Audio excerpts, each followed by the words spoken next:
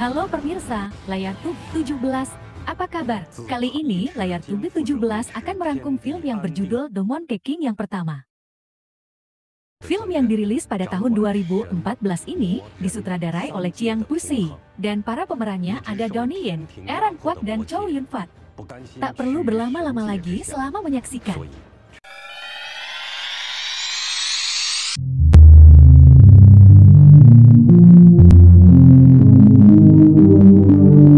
Di awal cerita, siluman kerbau dan pasukannya menyerang negeri langit, dan terjadilah duel antara siluman kerbau dengan Kaisar Langit. Kaisar Langit adalah penguasa surgawi, memang tidak ada tandingannya. Siluman kerbau pun dibuat tidak berdaya olehnya. Hingga putri kipas kekasih dari siluman kerbau dan juga adik dari Kaisar Langit datang dan memohon, "Kakak, jangan bunuh dia. Bukankah kau ingin dewa dan iblis hidup bersama? Aku bisa mewujudkan itu. Tapi dewa dan iblis tidak boleh saling jatuh cinta. Kakak, beri kesempatan kami untuk hidup berdua." Kaisar Langit memberi kesempatan mereka berdua. Tapi akibat siluman kerbau menyerang negeri langit, Kaisar Langit tidak mengizinkan siluman tinggal di negeri langit lagi. Siluman dan iblis termaksud, mereka berdua dikirim Kaisar Langit ke gunung api. Kembali ke negeri langit, Dewi Nuwa melihat negeri langit yang porak-poranda dan bencana yang terus-menerus, dia mengorbankan dirinya menjadi ribuan batu kristal. Batu kristal itu untuk memperbaiki negeri langit yang porak-poranda dan membangun gerbang selatan, agar siluman tidak dapat ke negeri langit. Dan Dewa Langit menyuruh Erlangsi Mata Tiga menjaga gerbang itu. Satu batu kristal jatuh di Gunung Huaguo, dan dari dalam batu kristal itu lahirlah seorang anak monyet.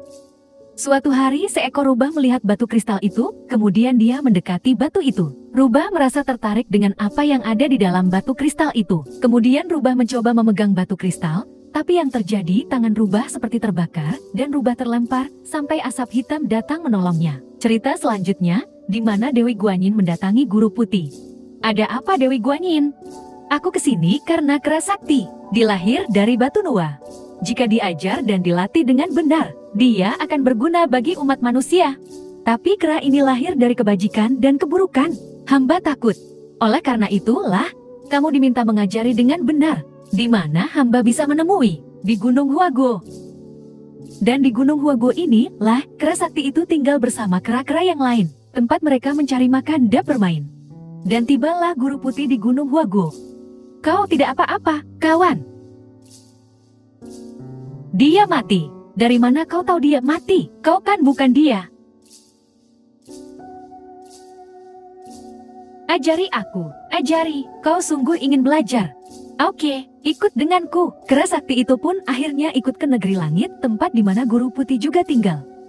Di sana, Kera Sakti itu diberi nama oleh Guru Putih yaitu Sun Wukong, dan dia murid paling junior di antar murid-murid Guru Putih yang lain. Lalu Wukong diajarkan 72 berubah bentuk dan diberi awan nimbas. Karena Wukong berbakat dan sakti dari lahir, dia gampang menguasai ilmu yang diberikan Guru Putih. Hingga suatu saat, Wukong diusir oleh Guru Putih karena membuat kekacauan. Disebabkan karena Wukong yang belum bisa mengendalikan emosinya menghajar kakak seperguruannya.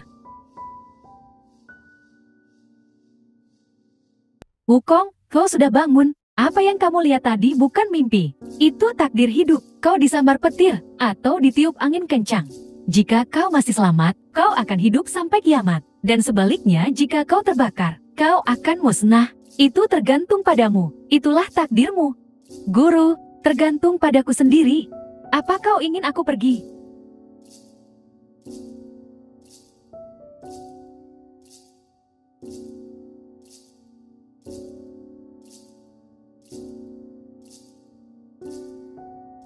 "Kukira kau tak berani datang. Kau tak takut aku menangkapmu. Tak perlu dikatakan. Kenyataannya, kau muncul di sini. Artinya kau butuh aku. Aku akan menangkapmu dan menyerahkan pada Kaisar Langit. Kau masih berharap pada Kaisar tak berguna itu. Kau berbakat, tapi cuma dijadikan penjaga gerbang.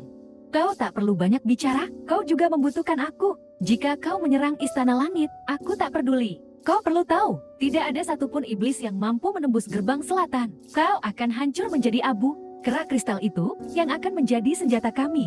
Cerita kembali ke Wukong. Wukong yang kembali ke rumahnya di Huaguo. Mendapatin teman-temannya yang sedang diburu siluman pohon. Wukong datang di waktu yang tepat. Kemudian Wukong menginjak-injak siluman pohon hingga hancur berkeping-keping. Teman-temannya senang Wukong datang, kini mereka mengangkat Wukong menjadi raja mereka. Tapi salah satu kera menanyakan bagaimana nasib mereka jika Wukong tidak ada. Wukong akan mencarikan mereka senjata. Kera tertua memberitahu, kan, sungai ini terhubung ke timur. Di istana naga laut, banyak benda-benda berharga. Tanpa berpikir panjang, Wukong langsung ke sana. Kita beralih sebentar ke siluman kerbau. Ternyata selama ini dia telah memelihara rubah yang dulu pernah dia tolong. Dan sekarang dia meminta siluman rubah itu membalas kebaikannya. Oke, kita ke Wukong lagi. Wukong yang akan memasuki gerbang istana naga, tiba-tiba dia dimakan seekor ikan besar, tapi bagi Wukong, sangat mudah untuk keluar dari perut ikan itu. Lalu Wukong mengutarakan keinginannya. Mendengar maksud Wukong, Raja Naga meminta siluman penyu untuk membunuh Wukong. Tapi siluman cumi-cumi maupun siluman kerang tidak mampu membunuh Wukong. Raja Naga takut, lalu meminta siluman penyu untuk mengeluarkan semua senjata yang sudah bekas. Wukong mengambil semua senjata itu. Tapi sebelum pergi, Wukong melihat sesuatu yang sangat menarik. Raja Naga Timur kemudian menjelaskan bahwa itu sepatu yang dapat berjalan di awan, lalu baju yang berlapis emas dan mahkota dari bulu burung Phoenix. Itu semua memiliki kekuatan spiritual. Benda itu sangat menarik baginya. Wukong langsung mengambil semua benda itu langsung dari badan Raja Naga. Dasar Wukong memang tidak pernah puas. Dia melihat lagi benda yang sangat besar. Wukong menginginkan benda itu. Raja Naga tidak mengizinkan karena benda itu yang mengendalikan banjir dan menenangkan lautan. Tidak ada yang bisa mengambil benda itu. Karena usul siluman penyu yang yakin, tidak ada yang bisa mengambil benda itu. Raja Naga mempersilahkan Wukong mencobanya. Oke, akan aku pegang perkataanmu.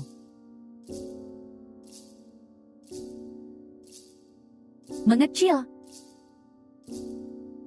Dan benar saja, seketika terjadi pusaran air laut dan menyebabkan tsunami yang memporak-porandakan istana Raja Naga Timur.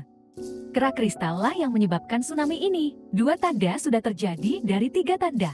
Saatnya iblis bangkit kembali. Kembali ke Gunung Huaguo. Siluman rubah dan teman-temannya sampai di tempat tinggal Wukong. Karena merasa asing, teman-teman Wukong menangkap mereka. Di saat itu, siluman rubah melihat kera kristal yang dulu pernah dia lihat di waktu kecil. Begitupun dengan Wukong. Dia merasa perempuan ini tidak asing baginya. Siluman rubah sedikit mengingatkan ingatan Wukong. Wukong yang penasaran, kemudian mendekatinya, sehingga Wukong benar-benar ingat dengan perempuan itu. Aku ingat kau gadis rubah kan? Kau kera jantan. Dulu aku kera jantan. Sekarang aku raja kera tampan. Wukong sangat senang, dia bisa ketemu kembali dengan gadis rubah itu. Tidak hanya senang karena bertemu kembali, Wukong juga sepertinya menaruh hati pada gadis rubah itu. Sekarang kita ke negeri langit. Raja Naga datang ingin melaporkan perbuatan Wukong. Raja Naga, apa yang terjadi? Istanaku hancur dan tongkat sakti dicuri. Siapa yang berani melakukannya? Siluman kera dari Gunung Huaguo. Siluman kera, itu hal sepele. Tidak perlu melapor ke Kaisar Langit. Biar aku yang urus. Nasa. Ya, ada apa? Pergi ke Gunung Huaguo dan tangkap siluman kera itu. Kau pergi atas nama Kayangan. Ingat jangan sampai gagal. Di saat menjelang pagi, ketika Wukong dan gadis rubah menunggu terbitnya matahari, secara mengejutkan, Nasa datang dan langsung menyerang mereka berdua. Wukong dengan sigap langsung menggendong gadis rubah dan membawanya terbang. Nasa terus mengejarnya sambil menghembuskan bola api. Bola api sampai mengenai buntut gadis rubah, dan dengan cepat Wukong menjeburkan gadis rubah ke dalam sungai. Kini Wukong berduel di atas udara dengan Nasa. Nasa yang mengandalkan bola api sungguh merepotkan Wukong. Bahkan dengan menggunakan tongkat sakti Wukong tidak mampu menandingi Nasa. Sampai akhirnya Nasa mengeluarkan gelang saktinya. Dia melemparkan gelang itu ke Wukong, hingga Wukong seperti terikat. Setelah Wukong tidak bisa bergerak lagi, Nasa menyemburkan bola apinya. Untung siluman kerbau datang membawa kipas sakti istrinya. Dia lalu mengipaskannya, sehingga bola api kembali ke Nasa.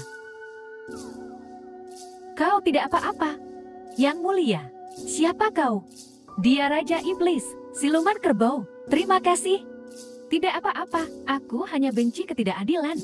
Setelah mereka mulai akrab, siluman kerbau mulai menghasut Wukong bahwa dia terlahir dari batu kristal Dewi Nuwa. Seharusnya Wukong ada di negeri langit karena Wukong setara dengan dewa-dewa. Mendengar puji-pujian dari siluman kerbau dan keinginannya belajar menghidupkan yang mati, Wukong akhirnya pergi ke negeri langit. Meski Wukong sakti dan dilatih oleh guru putih, aku tidak yakin dia bisa menghancurkan gerbang selatan. Apakah ada pil magis yang bisa meningkatkan kekuatan Wukong?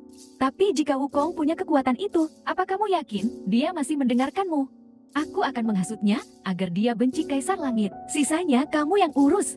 Wukong kini sudah di gerbang selatan negeri langit dan bertemu Erlangsen penjaga gerbang selatan. Tapi Erlangsen membiarkan Wukong masuk sesuai rencananya dengan siluman kerbau. Ternyata Wukong dengan sangat mudah melewati gerbang selatan. Padahal siluman yang melewati gerbang selatan pasti akan terbakar. Tapi tidak dengan Wukong, dikarenakan dia bagian dari batu kristal itu. Di dalam negeri langit Wukong langsung bertemu dengan Kaisar Langit. Guru Putih dan Erlangsen datang karena kelancangan Wukong yang berani masuk ke negeri langit. Erlangsen pun hampir menghajar Wukong, tapi ditahan Kaisar Langit. Kaisar malah senang dengan kedatangan Wukong dan memperkerjakan Wukong sebagai penjaga kuda naga. Selama di negeri langit, Erlangsen sengaja memancing emosi Wukong agar Wukong marah dan membuat kegaduhan di negeri langit. Kegaduhan pertama Wukong yang iba melihat kuda naga dipukuli Erlangsen dan akhirnya Wukong melepas semua kuda naga, membuat dia kini dicari-cari prajurit langit. Tidak sengaja, Wukong bersembunyi di kebun buah persik. Buah itu hanya untuk dewa-dewa senior saja, tapi Wukong malah memakannya. Erlangsen menyuruh dewi-dewi melaporkan perbuatan Wukong kepada Kaisar.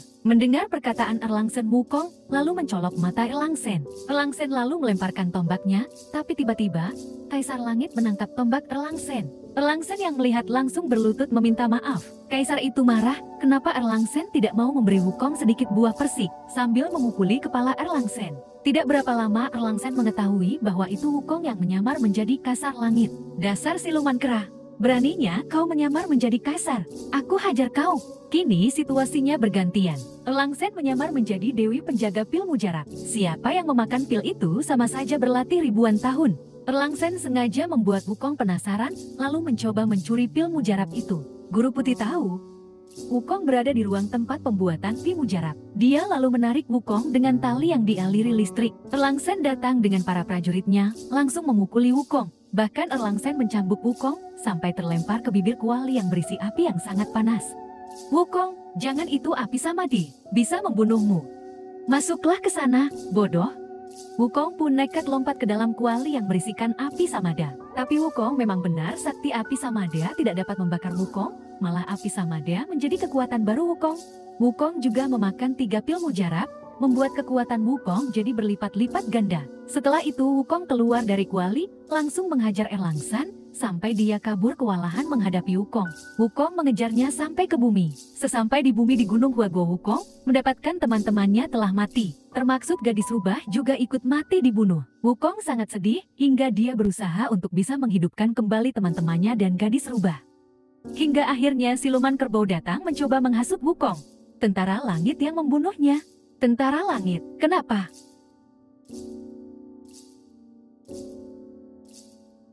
Tentara langit membunuh semuanya karena kau menerobos negeri langit. Maha Guru, hari ini mari kita bekerja sama untuk melawan Kaisar Negeri Langit. Wukong langsung bangkit. Dia marah dan dendam, tanpa berpikir panjang dia langsung terbang ke negeri langit. Sesampai di negeri langit, Wukong dihadang oleh 4 penjaga gerbang. Keempat penjaga gerbang bukan hal yang sulit bagi Wukong. Lalu Wukong menghancurkan gerbang bagian hingga ini sudah masuk ke seluruh tentara langit dikerahkan untuk melawan Wukong. Tapi banyaknya tentara langit tidak menyurutkan nyali Wukong. Wukong lalu memperbanyak dirinya untuk menghadapi tentara langit. Di saat Wukong mengobrak-abrik negeri langit, siluman kerbau naik ke negeri langit untuk membalas dendam atas kekalahannya terdahulu.